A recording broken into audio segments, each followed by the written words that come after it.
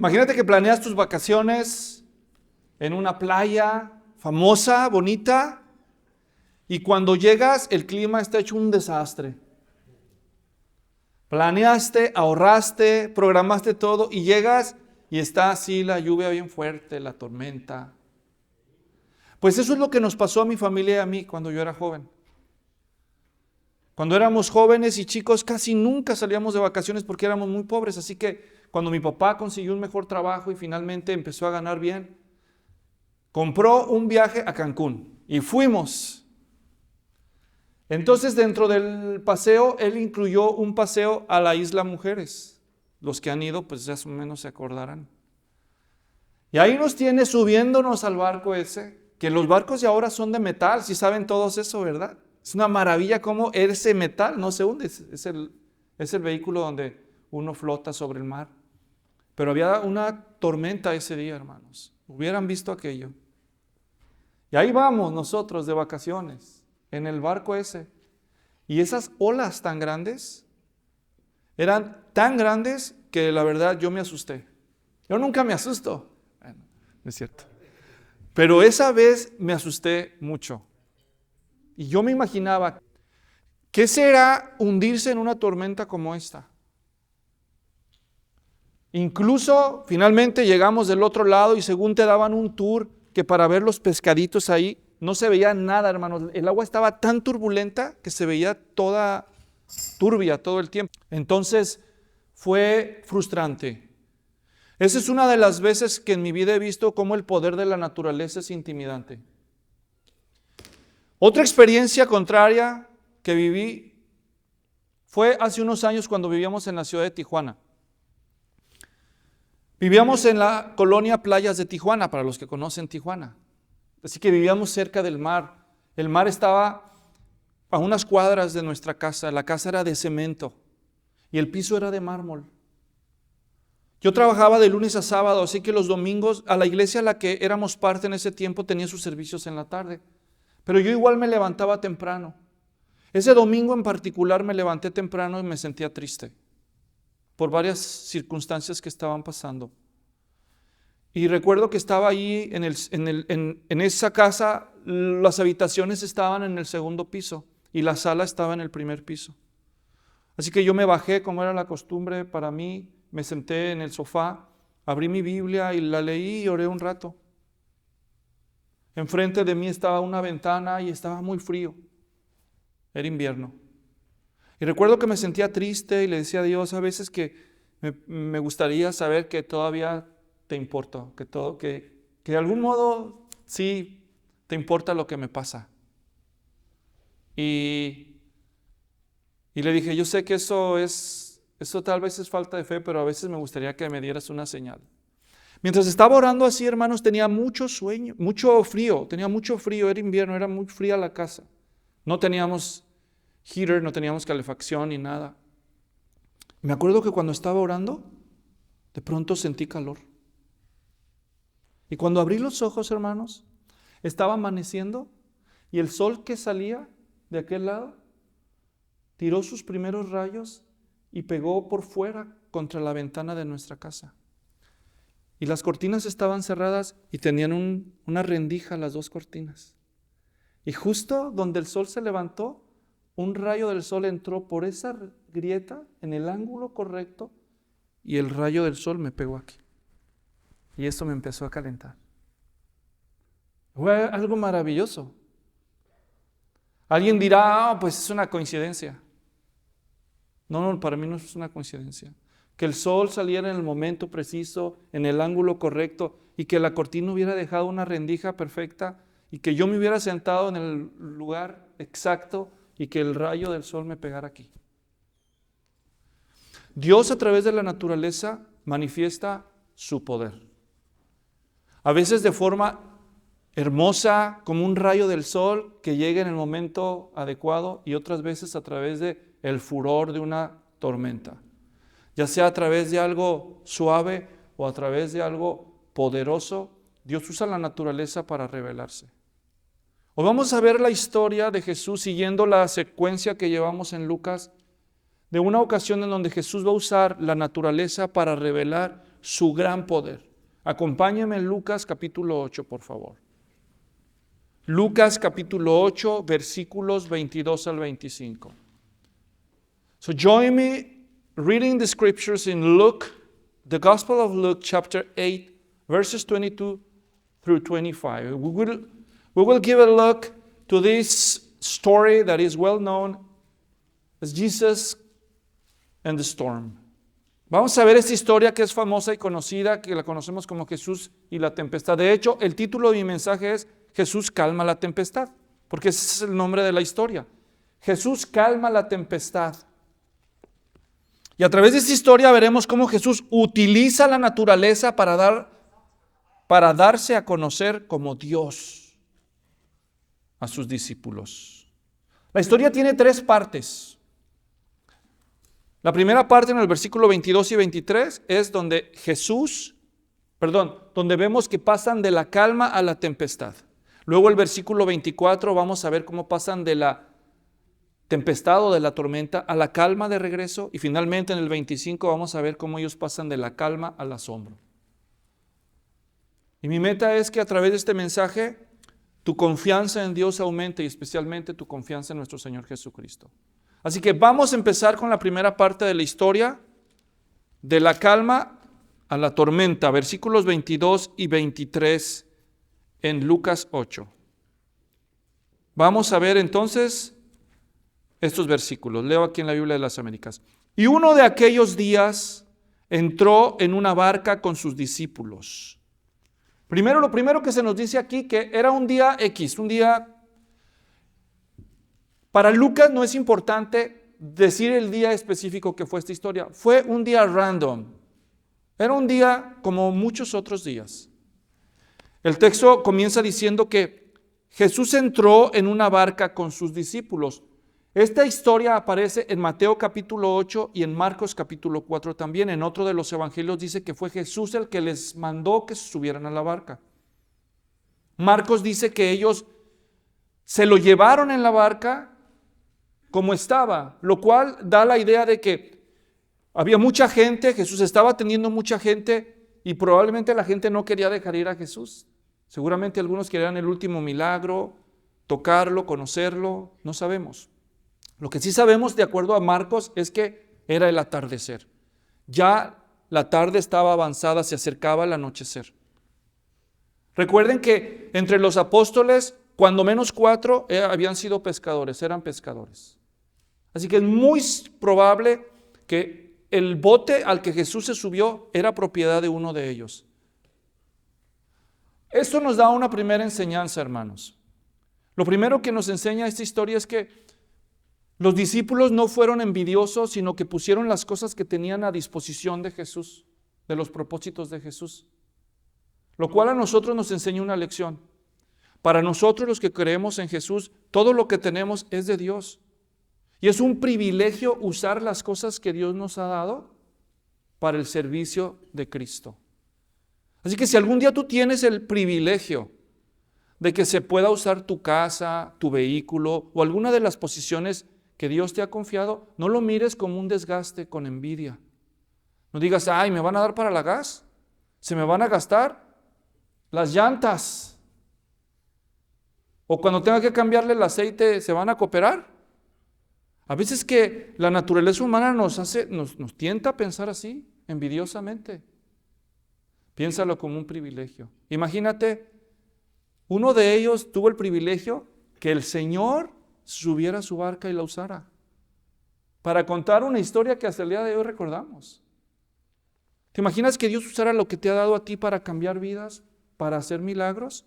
Así que no pienses mezquinamente. Uno de ellos puso su barca y entonces ellos subieron.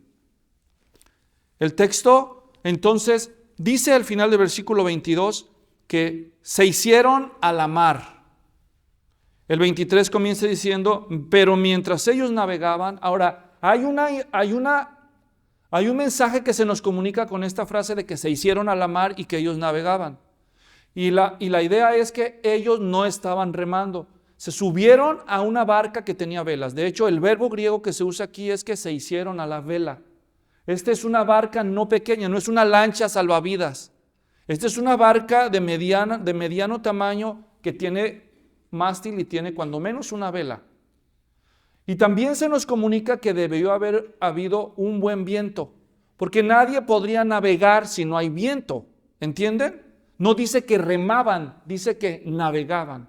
Como ya se acercaba el anochecer, es muy probable que los pescadores han de haber pensado, el viento está muy bueno, sí vamos a alcanzar a cruzar antes de llegar, porque no vemos a ninguno de ellos preocupados por subirse a la barca.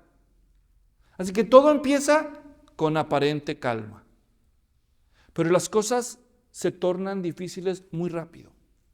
Y aquí vemos cómo pasamos de la calma a la tormenta de manera muy rápida. Observamos en el versículo 23. Dice, él se durmió y una violenta tempestad descendió sobre el lago y comenzaron a anegarse. Anegarse significa inundarse. Comenzaron a inundarse y corrían peligro. Lo primero que Lucas nos dice aquí es que Jesús se durmió. Jesús se durmió. Eso es extraño para nosotros. Pero realmente esto nos enseña que Jesús fue humano al 100%, fue perfectamente humano. Los humanos a veces se cansan tanto que se quedan dormidos rápidamente. Pregúntenmelo a mí cada domingo, yo me doy cuenta.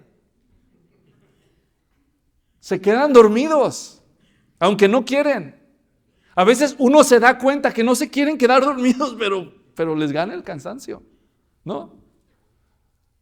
Solitos se delataron, ¿eh? Yo no dije quién. Yo recuerdo una etapa de mi vida en donde trabajaba tanto que a veces quedaba exhausto y a la primera me quedaba dormido. En esa etapa de mi vida, esa que les conté cuando viví en Tijuana, entraba a trabajar antes de las 6:30 de la mañana y había días que salía después de las 10:30 de la noche. Tenía 3 horas para salir al mediodía, pero estaba tan lejos mi casa de mi trabajo que no me convenía a veces ir solo para gastarme 1 hora de camino, otra hora de regreso y nada más estar ahí media hora. Y aún así a veces lo hacía con tal de ver a mi familia. Comíamos juntos y me los traía y yo seguía trabajando. ¿Te acuerdas, hijo? Ellos saben, trabajaba mucho.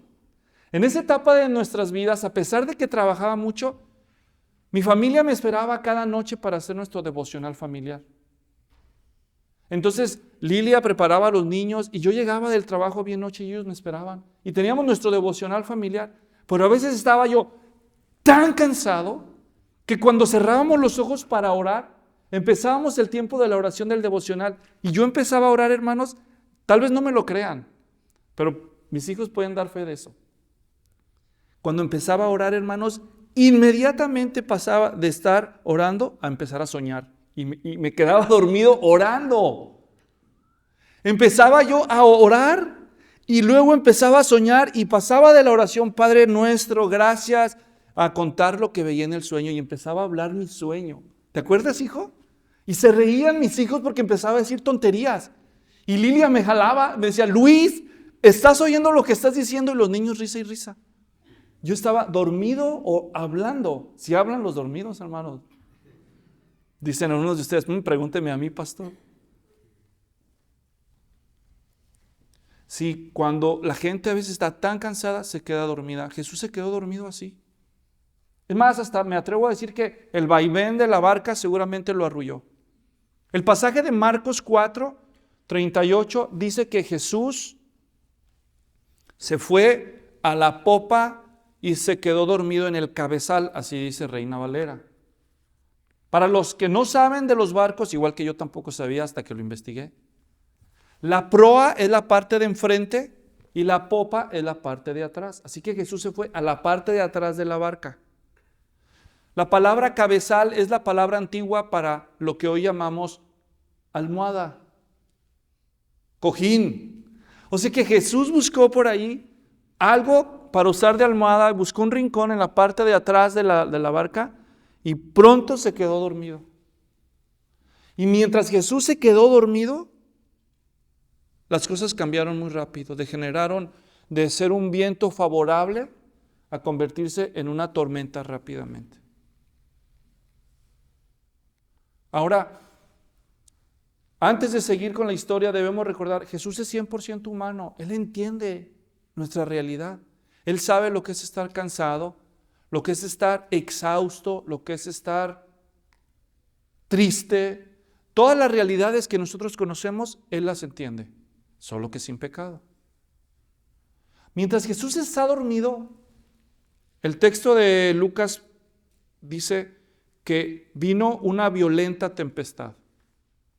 El Marcos 4 usa exactamente la misma frase griega, pero agrega una palabra. No solo dice que hubo una violenta tempestad, sino que hubo una gran violenta tempestad.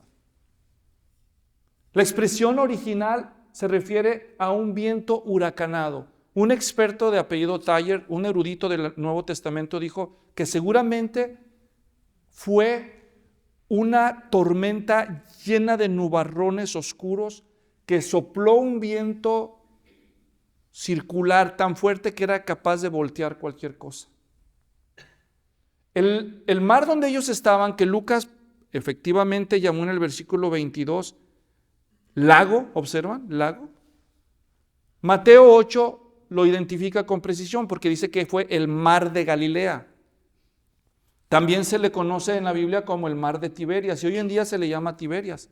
Queríamos ir a Tiberias cuando fuimos para allá, pero no alcanzamos. Un día que fuimos al Mafrac, ya no hubo tiempo. Este lago, que también se le llama mar, es peculiar porque es un lago tectónico, es decir, es un lago que se formó en el hoyo de muchas montañas alrededor. Está a su nivel bajo el nivel del mar. Es especial ese lago. Del lado este sopla el viento caliente del desierto y del lado oriental está el mar Mediterráneo a 50 kilómetros. Así que el viento fresco del mar Mediterráneo se encuentra sobre el mar de Tiberias o de Galilea con el viento caliente del desierto y se genera este efecto de licuadora. Y en un abrir y cerrar de ojos, un mar tranquilo se convierte en algo espantoso que hasta el día de hoy, en el siglo XXI, los marinos y los que viven ahí temen que les llegue a agarrar un viento encontrado en ese lugar. Cuando vivíamos en Guatemala nosotros, allá había un lago muy bonito que se llama el lago de Atitlán, le llaman ellos. Y nos advertían, hey, tengan cuidado, no se vayan a meter al lago en una lancha después de la 1, 2 de la tarde porque les agarra el chocomil. Yo dije, a mí me gustan los chocomiles. No, el chocomil es un torbellino que se hace a la mitad del lago, que se hace eso y olvídate, la lancha que agarre, se acabó. Se acabó. Entonces, aquí tenemos este lago y Jesús está diciéndole a ellos, pasen del otro lado y cuando Él se queda dormido, ¡pum!, se viene la tempestad. De hecho, el pasaje paralelo de Mateo 8 no usa la frase de una violenta tormenta. Bueno, en la Biblia de las Américas pusieron una violenta tormenta, pero en el texto griego usa una expresión complementaria. En Lucas y en Marcos dice que fue, observen claramente el texto de Lucas, fíjense cómo lo dice. Me gusta tan descriptivo que es Lucas. Dice en el 23 que una violenta tempestad descendió sobre el lago. ¿Qué es descender sobre? ¿De dónde vino esta tormenta? Del cielo. Pero el pasaje paralelo de Mateo 8 no dice que descendió, dice que se levantó un megasismo. Así dice. Son las palabras griegas que usa. Un sismo megas. Mega significa grande, muy grande. ¿Y qué es sismo, hermanos? Es como un temblor. Así que esta tormenta se desató por los dos frentes. Por arriba un viento fuertísimo y abajo ellos sintieron que hubo como una especie de maremoto o sismo. Un tsunami. ¿Se imaginan eso? ¿Dónde? Y tú en medio del mar ese. Solo hay una cosa cierta en la vida, que la vida es incierta. Un día estás sano y al día siguiente te sientes mal, te dan un diagnóstico y ahora tienes un problema que a veces incluso es irreversible. Un día estás muy feliz cenando con tu pareja y al día siguiente te están sirviendo los papeles del divorcio. Un día estás feliz de tu trabajo, te premian el empleado del mes, te sales a tu lonche y cuando regresas te dicen, ven por favor, necesitamos hablar contigo. Estás despedido y no te dan explicaciones. Tú te sientes el padre perfecto, tus hijos en el honor roll, y luego regresas a tu casa y estás haciendo el aseo de su cuarto y descubres drogas, anticonceptivos. Bueno, y así podría seguir dando ejemplos. Tú crees que todo está bien y recibes una llamada y de pronto te informan que una persona que te importa acaba de morir. O peor, se suicidó. Todo lo que dije le pasó a gente que yo conocía en la iglesia. No son inventos, eso sucede. Nunca se sabe lo que está por venir. Y no solo eso, sino que muchas veces los creyentes sentimos que Dios está dormido, que Jesús está pero no está. Sabemos que Él está, pero sentimos que no nos oye, que nos ignora. Bienvenido al club, pero no fuiste el primero. Les pasó a ellos también. Y entonces pasa algo extraño, porque lo que empieza como una tempestad afuera, se les mete. Ahora la tempestad está adentro de ellos. Y vimos cómo pasa de la calma a la tempestad, y ahora la tempestad se les mete. ¿En qué tempestad o tormenta estás tú? Tal vez en una tormenta familiar, en una tormenta de salud, en una tormenta económica, en una tormenta laboral, educativa, matrimonial, paternal con alguno de tus hijos. No lo sé. Pero ahora pasamos a la segunda escena. Y vamos a ver cómo pasamos ahora de la tormenta a la calma de regreso. Versículo 24. Observen ahí. Dice, y llegándose a él, ¿quién es? Pregunto yo. ¿Quién es llegándose a él? ¿Quién es? Pues los discípulos, ¿verdad? Y llegándose a él. O sea, de plano, díganle que estoy ocupado, que ahorita no puedo contestar. ¿Okay? De plano, lo que la tormenta no logró, los discípulos sí lograron. O sea que la tormenta adentro de ellos fue más fuerte que la tormenta afuera de ellos, ¿no? Y entonces van con Jesús y llegándose a él, dice el 24, lo despertaron diciendo, maestro, maestro, epístate en griego, epístate, epístate. Eso significa jefe. Jefe, jefe. En Mateo dice, Señor, Señor, Kyrios. En Marcos dice, didáscale, didáscale, maestro, maestro. O sea que cada discípulo lo llamó como quiso, pero todos le dijeron lo mismo. Le dijeron, dice, maestro, maestro, que perecemos. Ahora les voy a contar algo. La palabra que no está en griego. O sea que literalmente si tú hubieras leído esto en el idioma original, tú hubieras leído que dice jefe, jefe, o bueno, maestro, maestro. De hecho, todas las versiones en inglés, excepto una, pero todas, más de 20 que comparé para que revisé cuando estaba haciendo este estudio, traducen mejor en inglés que en español, porque en Lucas 8 dice master, master, no dice teacher, dice master, master. Y nuestras Biblias dicen que perecemos. De hecho, el pasaje de Mateo dice, sálvanos, que perecemos. Pero en griego, tanto Mateo como Lucas no dice sálvame ni qué. La palabra que no está en griego, solo dice, maestro, perecemos. Hay una diferencia. Si tú dices, maestro, que perecemos, es, si tú no haces algo, vamos a perecer. No, ellos no están diciendo, tenemos miedo de que vamos a perecer. Ellos dicen, ya. Ellos sienten que ya empezaron a morir en cierto modo. perecemos. El pasaje de Marcos es todavía más gráfico porque no es una afirmación, es una pregunta de reproche. En Marcos dice, ¿no te importa que perecemos? ¿No te importa que perecemos? Ahí sí dice que, por cierto, joti en griego. Marcos nos dice que no solo lo despertaron desesperados, sino que le reprocharon. No te importa. Y esta es una lección muy grande para nosotros, hermanos. Miren, una de las cosas más difíciles que se puede ver en la vida del ser humano es ayudar a las personas a tener control de su manera de pensar cuando están bajo presión. Las personas cuando están bajo presión son susceptibles de pensar de manera distorsionada. Pierden la proporción.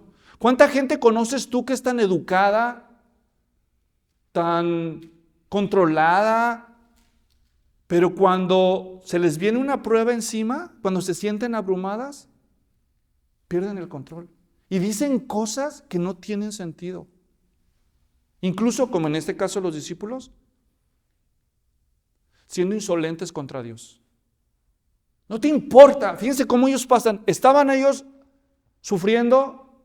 Claro que estaban sufriendo. Lo que les estaba pasando no era poca cosa. En verdad estaban en peligro. El versículo que leímos de Lucas dice que ellos estaban en peligro real. Sí, ellos eran pescadores. Ellos sabían que si no pasa algo especial, ellos se van a morir. Ellos lo saben. Con el mar no se juega.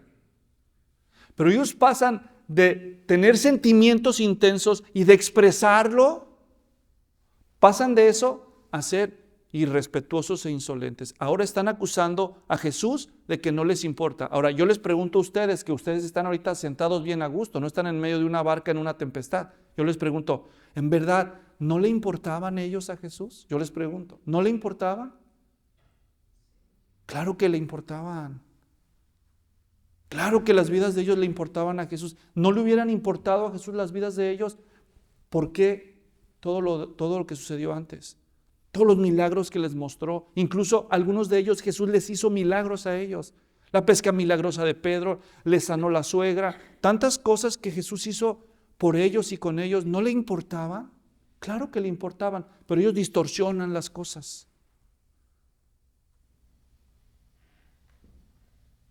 Hermano, usted tiene la oportunidad de decirle al Señor sus sentimientos real cuando se siente desesperado. Puede decirle que se siente que se va a morir, que se siente solo, que se siente que no lo escucha, pero debe tener cuidado de no pasar de a sincerarse con Dios, ser sincero en lo que siente, a ser insolente. Esa es otra cosa diferente. Una cosa es decirle a Dios, yo no entiendo lo que tú permites, no entiendo lo que me está pasando, y otra cosa es decirle, no te importa. ¿Ven la diferencia? Eres malo, eres injusto, discriminas. Esas son acusaciones falsas, especialmente en aquellos como los discípulos que han sido testigos de la bondad, del poder milagroso y de la fidelidad del Señor. Ellos han visto tantos milagros y ahora están acusando a Jesús de que no les importa. ¿Y qué tal nosotros? Algunos de nosotros ya llevamos tiempo en el Señor y hemos sido también testigos del poder de Dios. ¿Cuántas veces Él ha respondido a nuestras oraciones? Y algunas veces hasta milagros, como el rayito del sol, ¿no? No somos nuevos, hemos visto que Dios es real, que el Señor es real. Pero cuando viene la prueba intensa, ¿qué pasa?